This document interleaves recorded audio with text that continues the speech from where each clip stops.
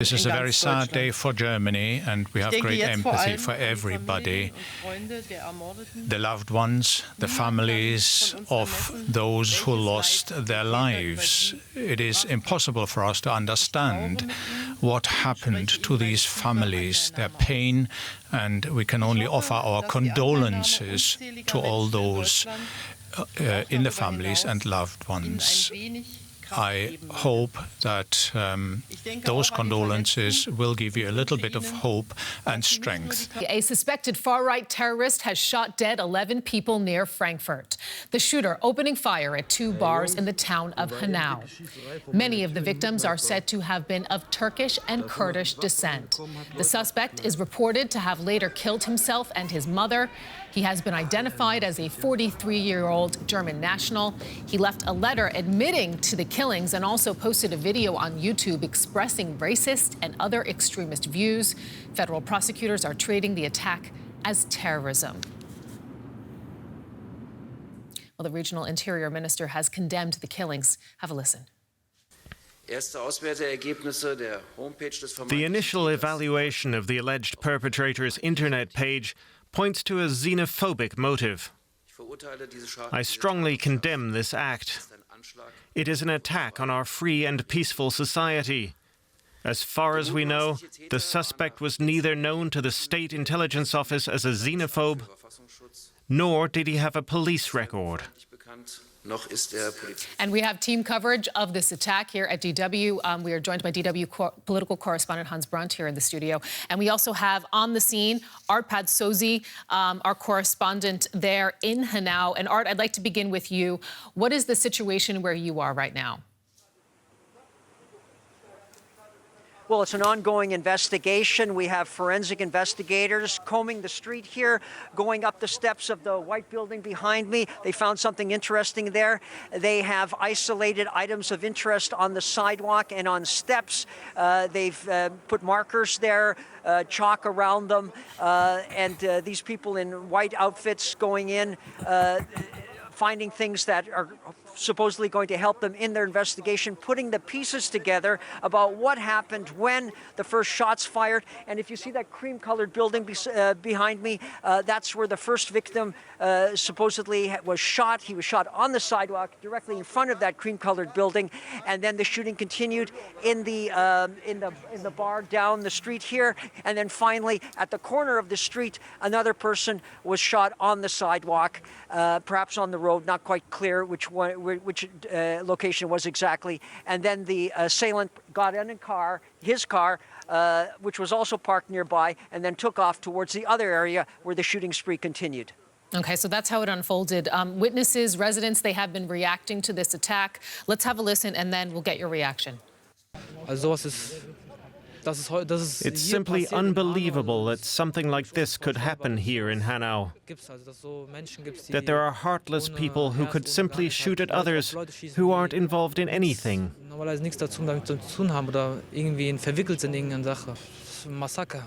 It was like a massacre, a rampage. There was blood everywhere, people on the ground. It was like a massacre, one witness saying there. Also that sense of fear being articulated. Art, this attack taking place overnight. Hanau reacting this morning. What have you been hearing on the streets? Well, they just can't understand that something like this could actually happen here. I mean, it's an area it's a town, a city, small city, 100,000, that has its problems. A lot of people have to work 2 jobs because the salaries aren't very high here, and so they need to have 2 jobs to make ends meet. There's a drug problem here, and basically, people still get along together. I mean, one of the witnesses I talked to, he's of Turkish descent, but I mean, he grew up here, and he said occasionally, you get some comments from somebody who might have had too much to drink about their ethnicity or something like that, but you let it go. Basically, people get along.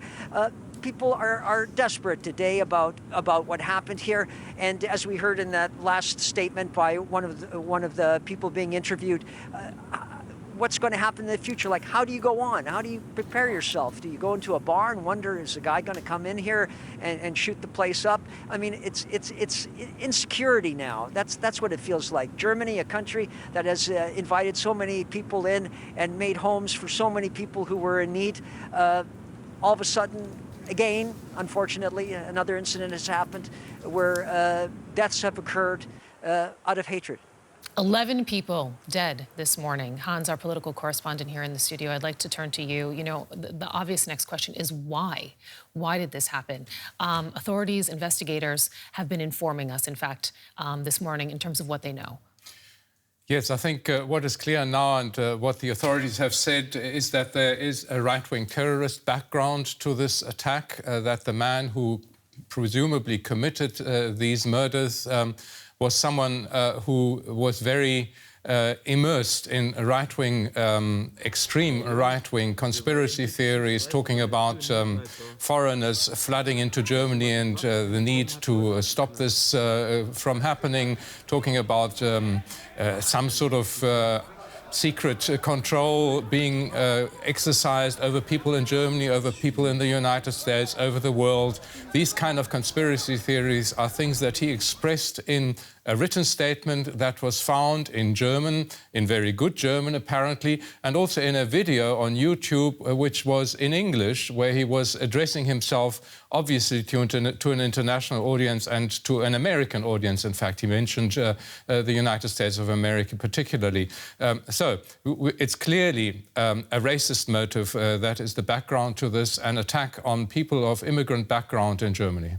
And it's not the first attack that we have seen motivated by, you know, these far-right sentiments in Germany in the past year. In fact, just walk us through what has been happening in the country and whether this appears to be a new wave here.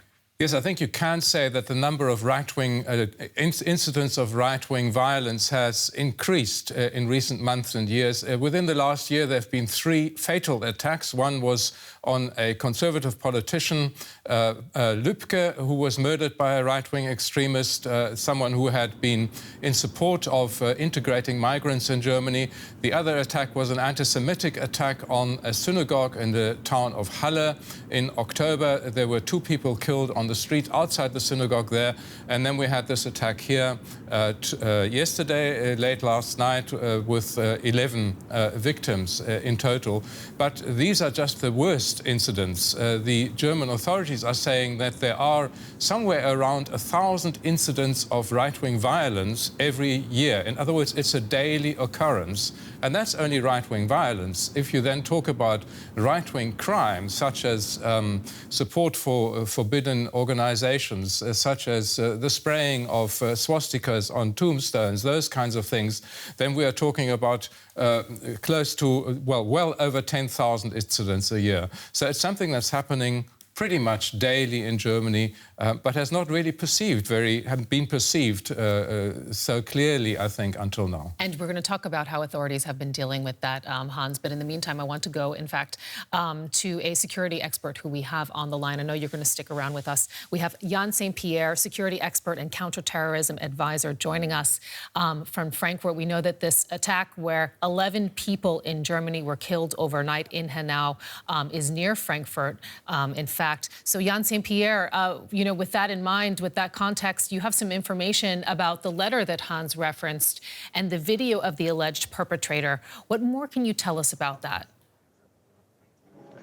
Well, essentially, he goes very different ways. It invokes different theories, but the core message is essentially one that is used in a key conspiracy theory, that of the Great Replacement. That there's a huge international conspiracy to replace Western people from their own lands by an influx of migrants, and this theory has been very growing actually since 2011, and of course following the refugee crisis in 2015 has gained more ground because a lot of people feel vindicated by using this theory, they say, well, see, this is proof we're being invaded and our authorities are allowing it.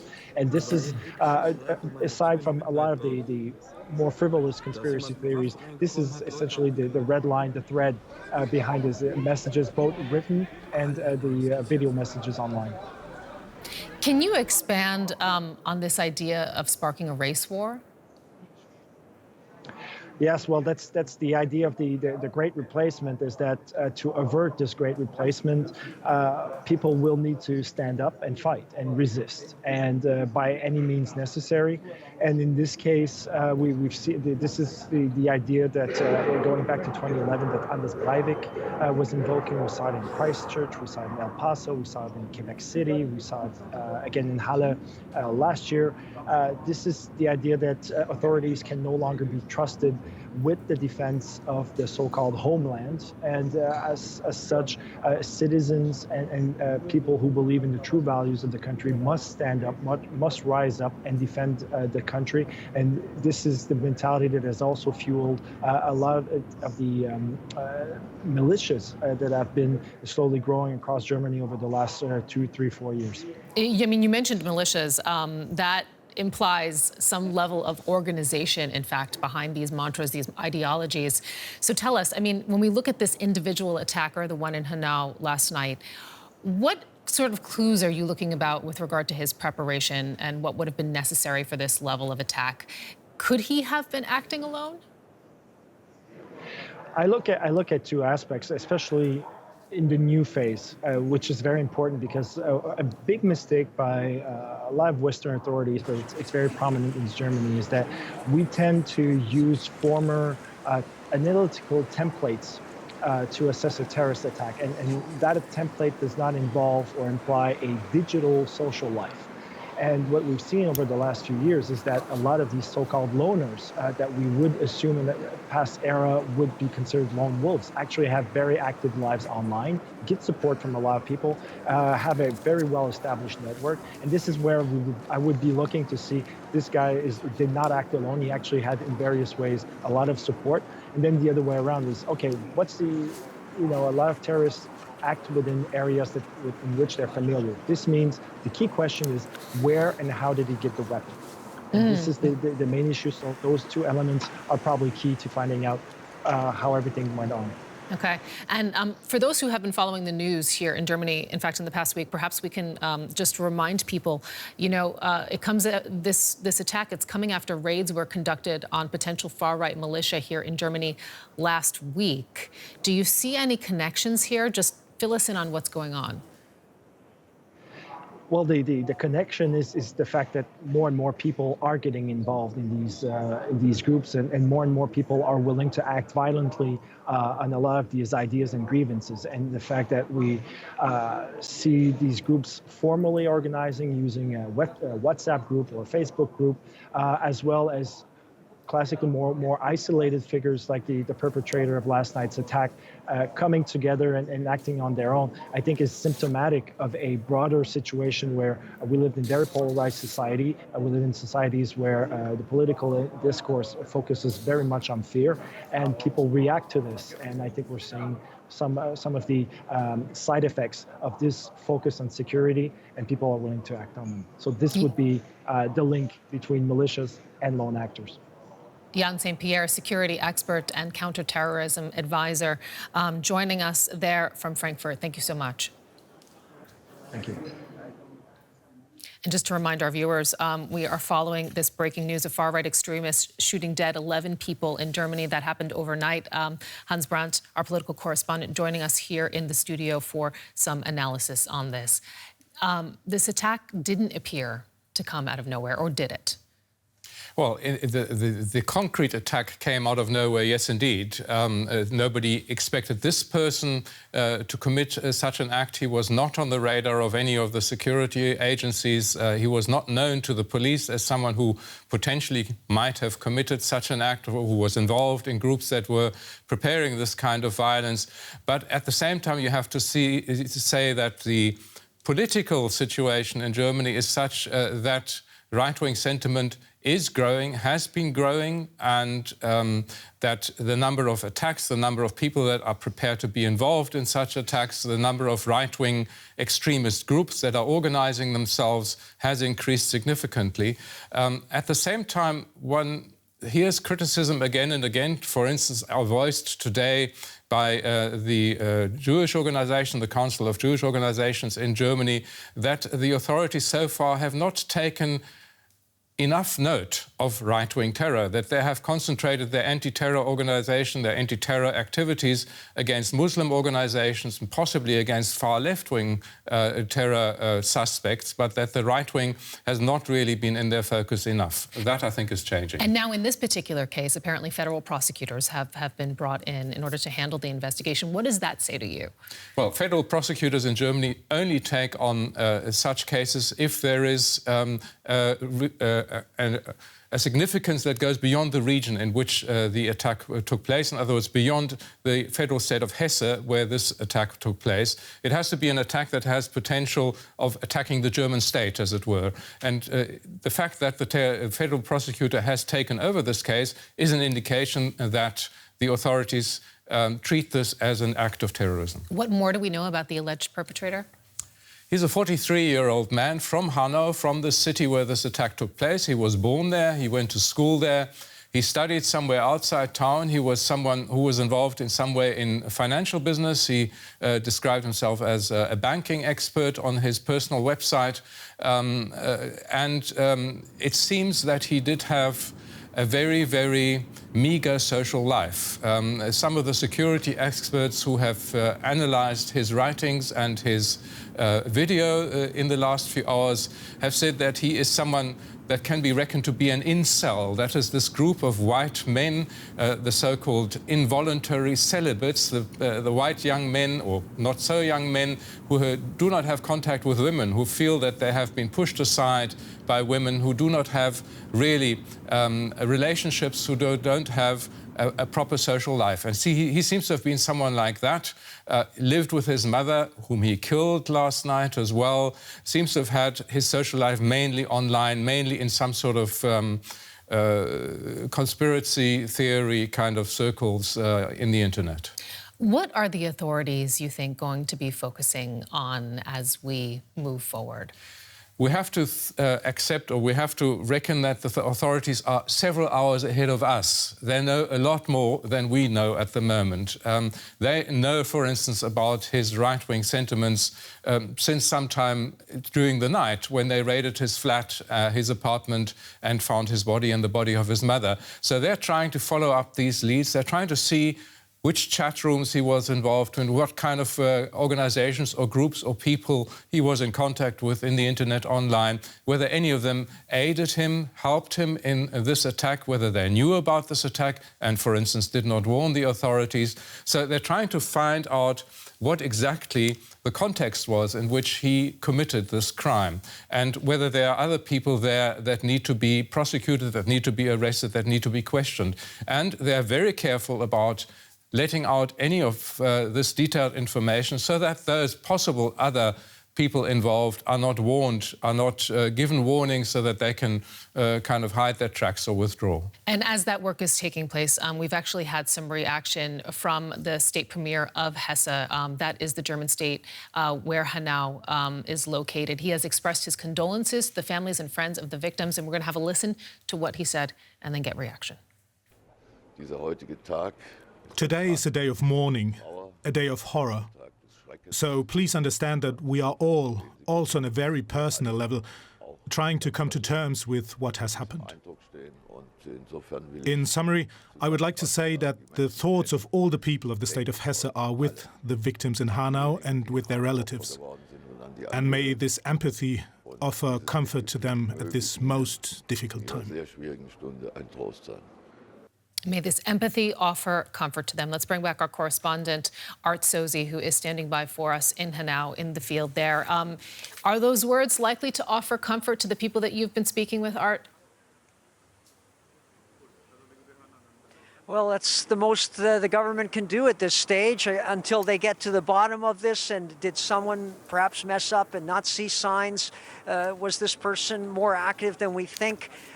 We don't know yet, but people appreciate any kind of condolences and support, moral support that they can get here, because they are extremely upset, extremely shocked that something like this could happen. This was just not on the radar screen of anyone. I mean, it's a city that has its problems, but I mean, it's a city that provides life and homes and friendships and relationships between people, and they go to a sports bar where they think they're going to have some fun and watch a Champions League game, right, and not dream that somebody's going to come in and shoot up the place. So, Art, tell us a little bit more about this town then, and about the people that you've been speaking with there, what you've been seeing out on the streets.